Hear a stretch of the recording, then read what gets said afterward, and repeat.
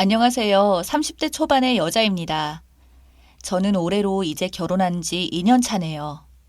살다 살다 세상에 이런 경험을 하게 될 줄은 상상조차 못했어요. 남편은 군대에서 대위로 전역한 남자입니다. 사관학교를 나와서 군 생활을 30대 초반까지 했던 남자이다 보니 행동이나 말하는 모든 것이 군대에 각이 잡혀 있다고 할까요? 군인이 있다면 이런 남자인데 싶은 남자였죠. 남편은 전역 후 진로 고민을 하다 영어 학원에서 만났고 현재 제 남편입니다. 장기간의 군생활 근무로 해서 더욱 높은 직급인 대령이라는 직급을 꼭 달고 싶었다며 씁쓸해했지만 생각보다 잘 안 되었나 보더군요. 그래도 다행히 남편은 군 생활을 하는 동안 시아버지가 오래전에 사두었던 집값이 몇 배나 올라서 아파트를 판 돈으로 서민의 기준으로는 엄청난 부자가 되었던지라 시댁에서 남편 앞으로 가게도 차려주었습니다. 저희 집은 남편 집과 비교하면 경제적으로는 차이가 꽤 납니다. 저희 집안은 남편 집안에 비해서 운이 없어서 그런지 집에 모아둔 돈도 거의 없으시고 아버지가 젊은 시절에 사기를 당하셔서 참 힘들게 살아왔거든요. 제 밑으로 여동생이 하나 더 있고 저는 그냥 성적은 중간 정도의 대학을 졸업해서 중소기업에 취직하여 생활을 하고 있었어요. 남편은 전역을 하자마자 초기에는 영어 학원을 다니며 진로를 고민하다 시아버지가 도움을 좀 주신다고 하셔서 남편은 공인중개사 공부를 하기 시작했고 1년의 공부 끝에 공인중개사 자격증을 획득하고 시아버지께서 남편에게 부동산을 하나 차려주셨습니다. 그렇게 남편이 부동산을 하던 어느 날 저를 불러서 프로포즈를 해서 남편과 결혼을 하게 되었어요. 저는 당시에 평범한 중소기업을 다니고 있었습니다. 월급이 그리 많진 않았지만 대기업의 계열사이다 보니 경력을 계속 쌓다 보면 가끔 가뭄에 콩나듯이 대기업 본사로 이직할 기회가 있었기에 영어 학원을 계속 나가면서 했던 게 지금의 남편과의 인연으로 이어졌네요. 그렇게 남편과 결혼하기로 하고 시어머니를 배웠는데 텃세가 있었어요. 첫 인사 때부터 뭐가 그리 제가 마음에 안 드시는지 저를 보면서 우리 아들이 어떤 아들인데를 계속 남발하셨어요. 뭐 솔직히 말하면 남편이 그리 잘난 아들도 아닌데 진짜 잘났으면 육사를 나와서 장군 코스를 밟고 있었어야죠. 무슨 말만 들으면 대통령 같은 아들을 제가 홀려서 결혼한 것처럼 저를 무시하더군요. 그럴 때마다 남편은 시어머니한테 엄마 좀 그만 좀 해요. 며느리한테 무슨 말을 그런 식으로 하세요? 라고 해도 입만 삐죽이 내밀다가 남편과 시아버지가 자리에 없으면 또 그때다 싶었는지 저를 아주 쥐잡듯이 잡으시는 게 시어머니였습니다. 시아버지는 대기업 부장까지 다니셨고 중소기업에 1년 정도 다니시다가 주가 폭등으로 큰 돈을 벌으신 후에 그 돈으로 상가랑 원룸을 사서 매달 월세를 받으면서 사십니다. 말 그대로 건물주였어요.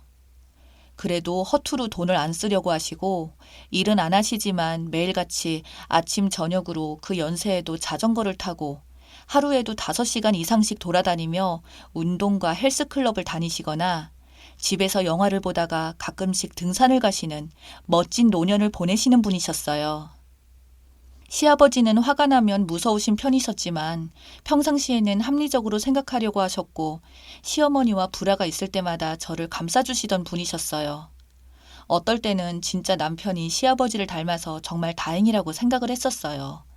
결혼하고 나서는 저희 둘이 모은 돈이랑 친정이랑 시댁에서 도와준 돈으로 조그만 경기도에 있는 아파트 전세를 들어가서 살게 되었습니다. 아무래도 시댁에서 도와준 돈이 대부분이다 보니 신혼집이 시댁이랑 차로 20분 거리긴 했어요. 근데 진짜 결혼을 하자마자 저희 집에 식구가 하나 들어왔습니다.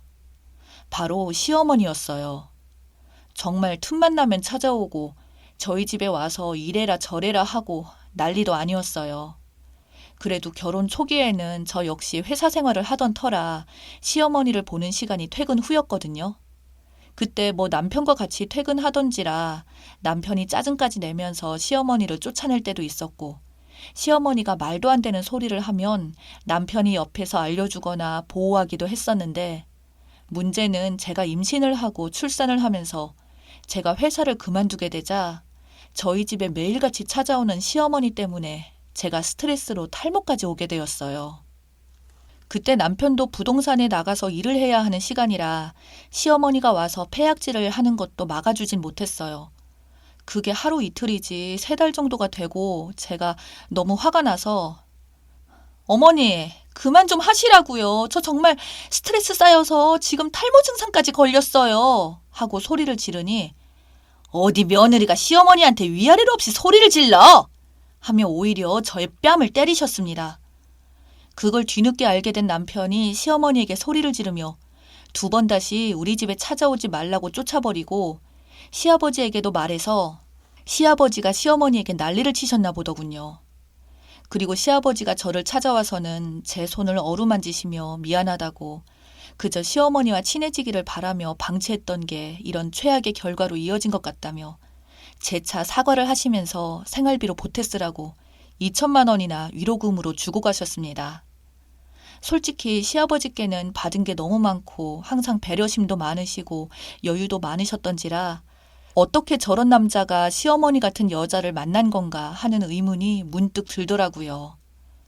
그리고 그날 이후로는 시어머니가 저희 집에 나타나는 일은 일절 없었습니다. 나중에 이야기를 들어보니 시어머니는 그날부터 사교 모임을 시작했다고 하더군요. 시아버지가 2손 2발 다 들고 저희 집에 안 오는 조건으로 뭐 하든지 신경 안 쓸 테니까 이 돈으로 그냥 문화생활도 하고 운동도 하고 하라며 생활비로 아주 빵빵한 신용카드를 줬다고 하네요. 그때부터 시어머니는 저희 집에는 오진 않았지만 정말 철없이 매일같이 정신없이 논다고 하더군요. 남편을 잘 만난 그런 시어머니 같은 여자한테 우리 시아버지가 너무 아깝다고 생각할 무렵 제 남편이 갑자기 이상한 행동을 보이기 시작했습니다. 누구랑 통화를 하는지 제가 오면 전화를 다급히 끊었고 지금 어디냐고 하면 지금 손님 와서 바쁘다고 하면서 평소 하지 않던 과민 반응까지 보이며 성질을 내는 모습까지 저는 점점 그런 남편의 모습이 신경 쓰이기 시작했죠. 결혼 전에는 이런 모습을 전혀 보여준 적이 없었는데 다른 건 둘째치고 대체 누구랑 저렇게 자주 통화하는지 모르겠더라고요. 그때부터 남편은 계속 손님 핑계를 대면서 부동산 일이 늦게 끝났다며 밤늦게까지 안 들어올 때도 있었고 전화도 잘 안 받고 전화를 받으면 남편은 사무실이라고 하는데 전화 소리를 자세히 들어보면 운전하는 바람 소리가 들리고 제가 의심을 안 할래도 안 할 수가 없게 행동들을 했어요.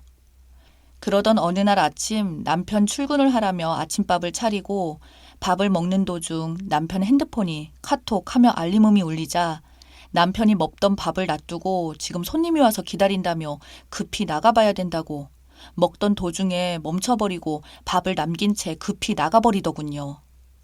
그래서 저도 설마 하면서 남편 차를 뒤따라서 다급하게 아이를 안고 택시를 타고 따라갔습니다. 남편은 시내를 벗어나 조금 더 차를 타고 나가더니 어느 모텔에 들어가더군요.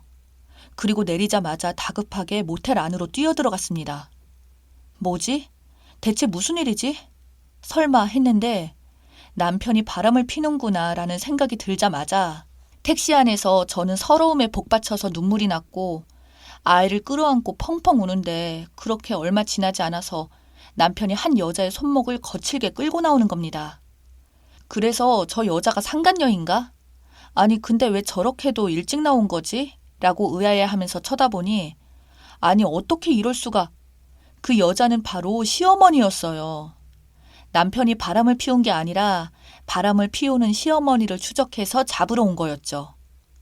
저는 순간 엄청난 안도감에 다리가 확 풀릴 정도였고 바로 저는 택시에서 내려서 남편을 부르자 남편은 저를 보고 깜짝 놀라며 대체 여기는 어떻게 왔냐고 묻길래 그동안 남편의 이상한 행동들 때문에 바람이 났는 줄 알았다니까 그게 아니라 저한테 어떻게 자기 엄마가 바람났다는 것을 말하겠냐며 몰래 쫓아오려다 하다 보니 이렇게 되었다고 진심으로 저한테 미안하다고 하더군요. 그리고 얼마 지나지 않아서 경찰까지 왔습니다. 바로 남편이 모텔 안에서 시어머니의 상간남을 두들겨 패서 경찰을 부른 거였어요. 경찰서에 가서 자초지종 이야기를 들어보니 시어머니가 바람피는 것을 남편이 길을 가다가 우연히 목격을 해서 그 자리에서 둘을 붙잡았고 둘은 두 번 다시 만나지 않을 테니까 딱 한 번만 눈 감고 넘어가 달라고 말했더라고요. 그때부터 남편은 계속 신경이 쓰여서 시어머니의 뒷조사를 하기 시작했는데 역시 그 이후로 시어머니의 바람은 계속되었다고 하네요. 시아버지가 준 카드로 현금을 뽑아서 모텔이며 호텔이며 상간남과 여기저기 놀러 다니고 그 돈으로 상간남한테 선물도 사주고 했다고 합니다. 결국 남편은 사람까지 붙여서 시어머니와 상간남을 추적하게 됐고 증거 현장을 잡자마자 바로 달려가서 상간남을 개 패듯이 두들겨 패고 시어머니는 그렇게 끌려 나온 거라고 하네요. 경찰서에 남편이 있다는 소식에 시아버님은 한 걸음에 달려오셨고 자초지종을 알게 되자 시아버님은 시어머니를 그 자리에서 뺨을 내리 꽂으시며 이혼 준비 단단히 하라고 말씀하셨습니다. 그렇게 시어머니의 바람을 안 시아버지는 오히려 전화위복이 되셨는지 요즘 진짜 행복하게 사십니다. 상가 건물 주인이 혼자라고 하니까 주변에 여자가 들끓었는지 연애도 하시고 새로 사귀는 분과 강원도로 바닷가 여행도 하면서 행복하게 사시더군요. 결국 시어머니는 바보가 되었던 거죠. 진짜 시어머니는 이혼하기도 전에도 남편이랑 저를 찾아와서 어찌나 시아버지한테 자기를 좀 용서해달라고 설득 좀 해달라고 하는지 심지어 막대하던 저한테조차도 시아버님은 너를 많이 좋아하니까 네 말은 잘 들을 거라며 부탁하시던 시어머니가 아직도 제 눈에 선하네요.